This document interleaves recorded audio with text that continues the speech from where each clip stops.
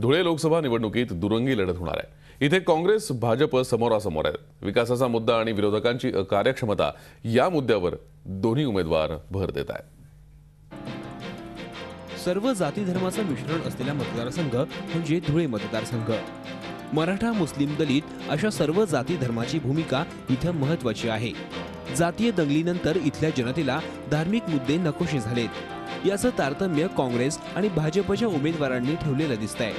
भाजपनं इथं उमेदवार देताना अल्पसंख्याक समाजाला चालतील अशा डॉक्टर सुभाष भामरेंना उमेदवारी दिली आहे, तर काँग्रेसनं या मतदारसंघात असलेली पाण्याची टंचाई लक्षात घेऊन शिरपूर पॅटर्नचे जनक आमदार अमरीश पटेल यांना उमेदवारी दिली आहे। पटेल यांचा संपूर्ण प्रचाराचा जोर पाणी संवर्धनाच्या शिरपूर पॅटर्नवर आहे।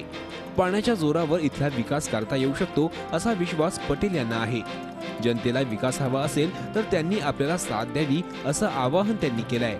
सगळी धुळेची जनताला, धुळे मतदारसंघाची जनताला मी विनंती करतो की विकासाच्या विचाराने या जिल्ह्याच्या, या मतदारसंघाच्या विकासासाठी मला मत द्या।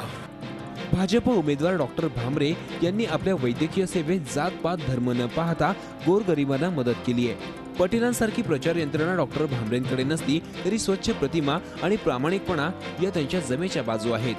परिवर्तनासाठी जनता भाजपच्या पाठीशी उभी राहील असा विश्वास डॉक्टर भामरेंना आहे। सक्षम नेतृत्व कसं असावं हे मोदी साहेबांनी दाखवलेलं आहे। 15 वर्षाच्या त्यांच्या कालावधीत जो गुजरातचा विकास झालेला आहे, म्हणून महायुतीच्या माध्यमातून विकासाचं मॉडेल घेऊन आम्ही लोकांच्या समोर जातो आहोत।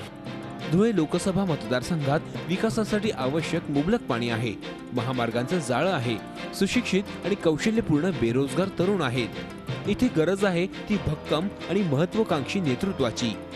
प्रशांत परदेशी, झी मीडिया, धुळे। झी 24 तास रहा एक पाऊल पुढे।